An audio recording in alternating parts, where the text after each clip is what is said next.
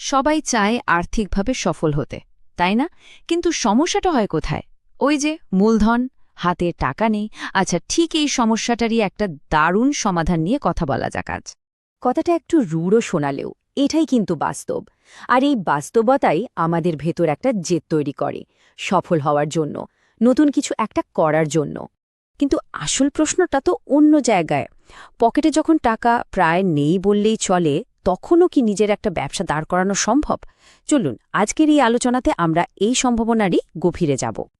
তো চলুন আর দেরি না করে সেই সমাধানের দরজায় কড়া নাড়া যাক। আর এর নাম হল ড্রপ শিপিং। আচ্ছা, বইয়ের ভাষায় তো সংজ্ঞাটা বোঝা গেল, কিন্তু আসল কথা হলো এটা বাস্তবে কিভাবে কাজ করে। চলুন একটা সহজ গল্প দিয়ে পুরো ব্যাপারটা একদম জলের মতো পরিষ্কার করে ফেলি। ধরা যাক বল্টুর গল্প। ব্যাপারটা ভাবুন একবার। বল্টু অনলাইনে একটা স্মার্ট ওয়াচ খুঁজে পেল, দাম ৬০০ টাকা। সে কি করল? সেটা ছবি নিয়ে নিজের ফেসবুক পেজে দাম লিখে দিল ১২০০ টাকা। কিছুক্ষণ পরেই একজন ক্রেতা অর্ডার করে পুরো ১২০০ টাকা পাঠিয়ে দিল। বল্টুর সাথে সাথে ওই ক্রেতার ঠিকানা আর সাপ্লায়ারের ৬০০ টাকা তাকে দিয়ে দিল।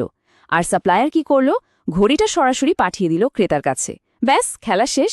বল্টু কিন্তু ঘড়িটা ছুঁয়েও দেখল না, অথচ পকেটে চলে এলো পুরো ৬০০ টাকার লাভ।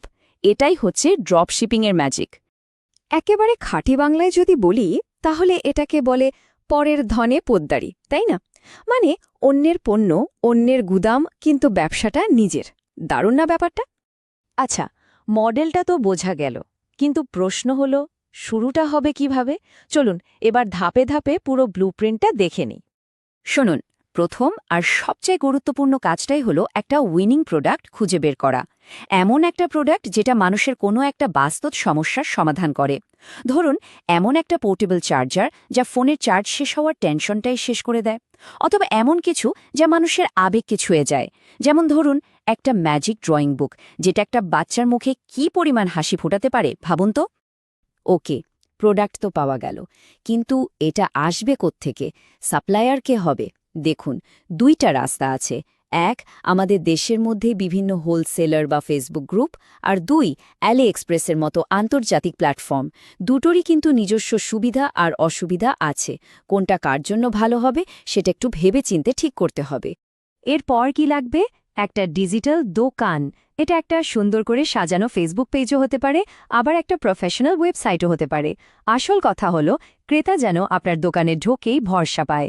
বিশ্বাসটাই এখানে আসল। একটা কথা মাথায় গেঁথে নিতে হবে, মানুষ কিন্তু পণ্যের ফিচার দেখে কেনে না, কেনে ইমোশন দিয়ে। তাই আপনার পণ্যের বিবরণে এটা বোঝানো খুব জরুরি যে এই প্রোডাক্টটা তার জীবনটাকে কিভাবে বদলে দেবে বা আরও সহজ করে দেবে। আচ্ছা, দোকান রেডি, পণ্যও রেডি, কিন্তু কাস্টমার কাস্টমার আসবে কোত্থেকে? এখানেই তো আসল খেলা শুরু। মার্কেটিং। ফেসবুক, ইনস্টাগ্রাম, টিকটক এই প্ল্যাটফর্মগুলো ব্যবহার করে একদম সঠিক মানুষের কাছে আপনার প্রোডাক্টের খবরটা পৌঁছে দিতে হবে। এই কথাটা কিন্তু ১০০% সত্যি। ভাবুন, আপনার কাছে হয়তো বিশ্বের সেরা প্রোডাক্টটাই আছে, কিন্তু আপনি যদি মানুষকে না জানান, তাহলে তো কেউ জানবেই না, তাই না? তো এতক্ষণ তো স্বপ্নের কথা হলো, চলুন এবার একটু বাস্তবতার মাটিতে পা রাখা যাক। এই বিজনেসে আসল ঝুঁকিগুলো কি কি, আর সফল হওয়ার সেই সিক্রেট স্ট্র্যাটেজিটাই বা কি? এই পর্যায়ে এসে অনেকের মনেই একটা খুব গুরুত্বপূর্ণ প্রশ্ন জাগে যে এই বিজনেস মডেলটা কি হালাল?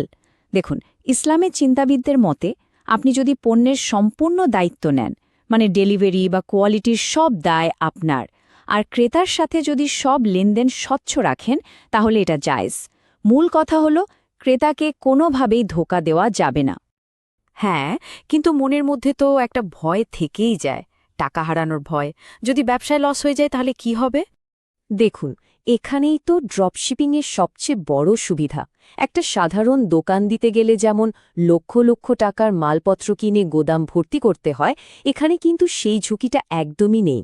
আপনার মূল খরচটা যাবে মূলত মার্কেটিংয়ের পেছনে আর সামান্য কিছু সেটআপের জন্য। তার মানে আর্থিক ঝুঁকিটা অন্য যে কোনো ব্যবসার চেয়ে অনেক অনেক কম।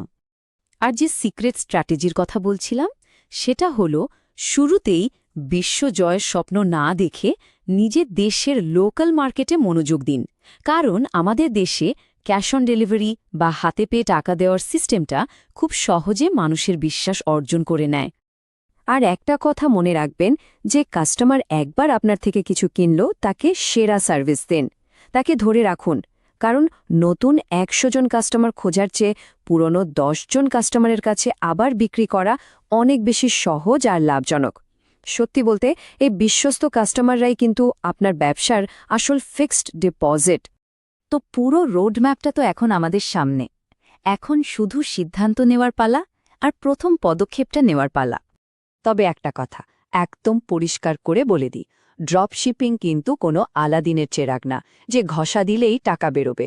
এটা একটা সত্যিকারের ব্যবসা, আর যে কোনো আসল ব্যবসার মতোই এখানেও সময় দিতে হবে, শিখতে হবে আর ধৈর্য ধরতে হবে। এখন সিদ্ধান্তটা নিতে হবে, বাঘের মতো গর্জন করে সুযোগটাকে কাজে লাগানো হবে নাকি বিড়ালের মতো শুধু অভিযোগ করা হবে। পছন্দটা কিন্তু যার যার নিজের। শেষ করার আগে শুধু একটা প্রশ্ন, একবার চোখ বন্ধ করে ভাবুন তো, আজ থেকে ঠিক ৬ মাস পর নিজেকে কোথায় দেখতে চান? সেই মানুষটা হিসেবে যে ভয়কে জয় করে সেদিন শুরু করেছিল, নাকি সেই একই জায়গায় দাঁড়িয়ে অন্যদের সফল হতে দেখে আফসোস করছে? ভাবুন, কারণ শুরুটা কিন্তু আজই করতে হবে।